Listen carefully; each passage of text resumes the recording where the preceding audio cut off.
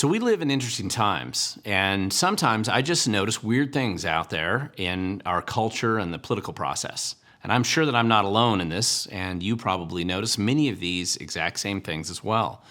Now, you probably see strange things happening around you, and it makes you wonder. Wokester Weird is kind of part of it, of course, but that isn't all. We see this craziness, and we wonder what the heck's actually going on out there. Now, sometimes it's just worth reviewing a few of these things, maybe organizing them in a top 10 list, and then comparing notes. So I'll give it a go here, and you can tell me what you think. So here's my top 10 weird things that have caught my eye recently, which kind of just make you really wonder, what the heck's going on in our culture today? Now, just remember, if you like this video, don't forget to hit the subscribe, like, and share buttons that are down below. Share them with your friends, and then see if they disagree with me, and perhaps what I missed. If you disagree with me as well, or you think I missed something, just feel free to tell me down below in the comment section. So, okay, number 10 on my list of the weird Wokester World things that happened over the past week is the fact that this guy right here, pictured here, his name is Canal Dude.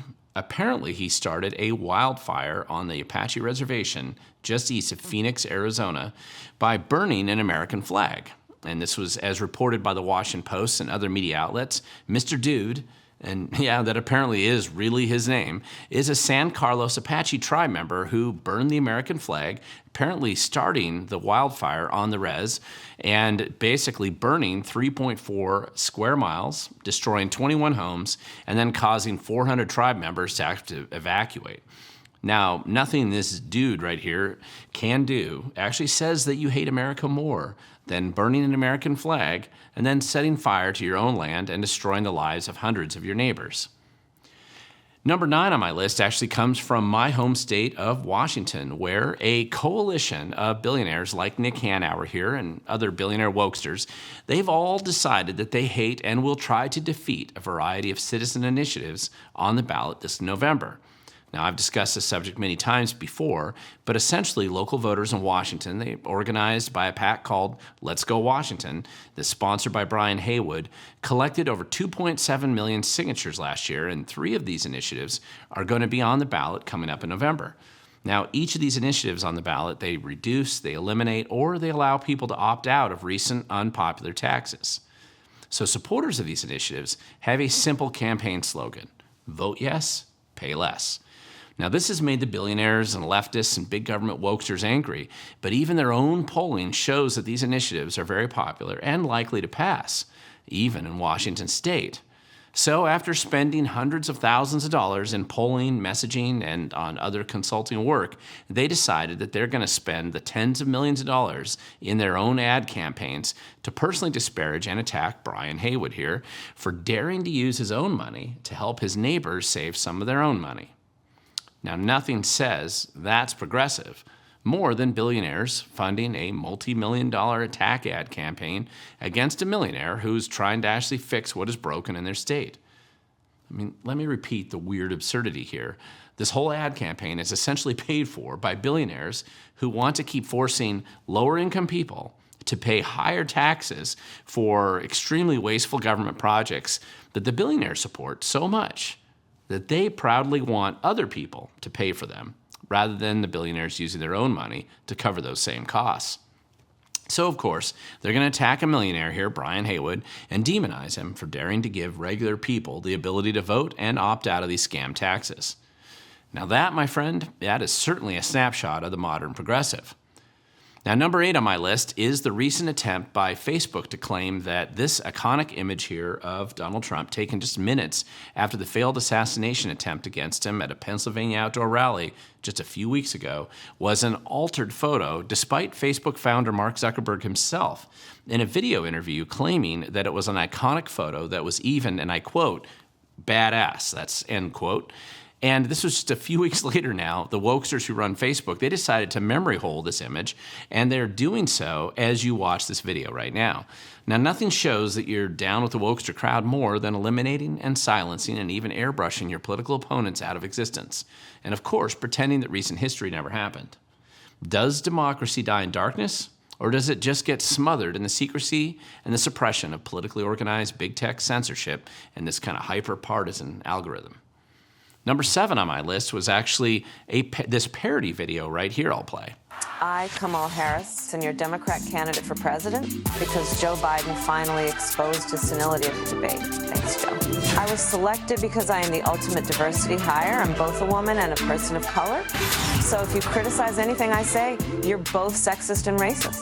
I may not know the first thing about running the country, but remember, that's a good thing if you're a deep state puppet. I had 4 years under the tutelage of the ultimate deep state puppet, a wonderful mentor, Joe Biden. Now that is obviously a parody, and that's just the first few seconds of it. It went on for about a minute and a half, and it made fun of politician Harris, Kamala Harris, who basically did this kind of sudden switcheroo with former Democrat Party presidential candidate Joe Biden at just the very last minute, and she apparently now is running for president. And you can check out the first few seconds of that video that I played. Now, the initial response by Democrat California Governor Gavin Newsom, who demanded immediate censorship of parody ads that he doesn't like, and then a desire to make parody illegal, that was kind of this knee-jerk response to censorship and government intervention when it's a political ad that you don't like. Of course, Elon Musk got a bit more attention for his response here on X, which was not exactly mature, but probably annoyed the governor of California more than Musk's recent decision to pull his companies out of the state of California and relocate them to someplace just a bit less business hostile. Now, while censorship is a common theme for politicians trying to hang on to their political power, it's still worth laughing at, and after Harris, very few politicians deserve more parodying than Governor Gruesome Newsom himself. Now, number 6 on my list, which is also from Washington State, it's kind of a weird story that I'm hearing out of San Juan County, which is actually a small island county. It's consistent of islands in the north end of Puget Sound. This is actually one of those very beautiful places in Washington State, which I've regularly visited since I was a kid, and I still visit with my kids. And one quaint and kind of classic feature of the islands are the inland small farms that can be found throughout the island. However, there appears to be a new green movement in the islands to convert some of these classic heritage farm sites away from growing crops or raising animals, and instead cover the entire land with solar panels in an effort to kind of mock common sense and go green with greed. Now, the supporters of this program claim that they truly aren't really destroying farmland. Instead, they're just converting the land into a different type of farm, a photovoltaic farm, they call it. Now, to an evergreen college student, this just might make some sense. I mean, nothing says going green more than destroying a heritage farm site, and in a place bordering Canada known for cloudy days and plenty of rain, covering the land with solar panels just so you can get some grant money cash. Now, who says that common sense isn't completely dead? Number 5 on my list, and this was a recent headline that caught my attention, and maybe you noticed it too, the Pentagon appears to have made a $2 billion accounting error, and they just figured it out. Now, this is on top of the recent $6.2 billion accounting error. And of course, these accounting errors all add up conveniently, allowing the U.S. government to recalculate the value of the missiles and other military hardware that they send to Ukraine so they can send even more than they thought possible before. Now, on top of this, there has been general acceptance recently that at least 10% of the equivalent to about $405 billion were actually stolen from the COVID-19 relief funds. Now, this number is certain to rise as investigations continue, but trust us, they say, trust us with your tax dollars. They desperately need them to keep running government. With so much money disappearing, being stolen, or let's just call it accounting errors, why should we ever trust them with our tax dollars? I mean, this is a question which invites censorship if you ask it, which leads me to the next logical question. Why the heck does organized crime even bother with the private sector anymore? Now, number 4 on my list, this is actually a 17-year-old kid in Nebraska who was recently arrested for apparently derailing a train just for clicks on his Facebook channel. Now, fortunately, nobody was hurt, but there was a substantial amount of damage. Now, we've been reading a lot about train derailments lately and sabotage efforts of trains in general. In fact, just this last week in Paris, there was a malicious attack on the train transportation system, apparently by leftists angry at Israel. But the increasingly significant attention to train derailments around the country, for whatever reason, should encourage people to pay more attention to kind of shifty behavior around railroads, and then the obvious potential for sabotage, whether for political purposes or just clickbait on a YouTube channel. This is actually very concerning, and it is a frightening trend that appears likely to be getting worse in the very near future. Now, number 3 on my list. Now, what the heck's going on at the Olympics? Now, the weird kind of opening ceremony, something that costs millions of dollars, and it actually takes years usually to plan every time it comes up. And this year, the organizers decided that it was the perfect venue to mock Christianity, insult large portions of the world, and make a spectacle about it. For what reason exactly? This is just kind of part of this bizarre and narcissistic effort of kind of Wokester fringe movements just trying to pretend that they're edgy, and for some reason, including the lack of original thought or just a desperate need for attention, they always have to make a spectacle of themselves for some reason. There once was a time, maybe in the distant past, where the Olympics were actually about sports and the impressive accomplishment of athletes. They were an opportunity to show the world that we could all enjoy healthy competition, mutual admiration for the athletic accomplishments of athletes from all around the world, often competing in sports that nobody even knew existed before. Now, sure, there have been national boycotts at various times before. During the Cold War, there were boycotts both by America and the Soviet Union in different years. But do we have to experience opening ceremonies so weird and bizarre that advertisers and viewers boycott them just out of disgust? Maybe we could benefit from a reminder that the Olympics, and here's a radical suggestion, the Olympics should be about the sports and the competition instead. Number 2 on my list, it's a company recently developing a suicide pod, which actually looks like this. It's very cool and modern looking. Now, apparently this company says you can decide that you want to commit suicide, jump into the pod, and just push a button. And the pod will fill up with nitrogen, and the victim's going to pass out in less than a minute and then die without any oxygen. They even try to sell it as an easy or even euphoric way to go. Now, the company who made this contraption, they sell it on the fact that it even can be initiated with eye movement if you can't push the button. And they're very proud of the fact that it's been manufactured with 3D printing technology.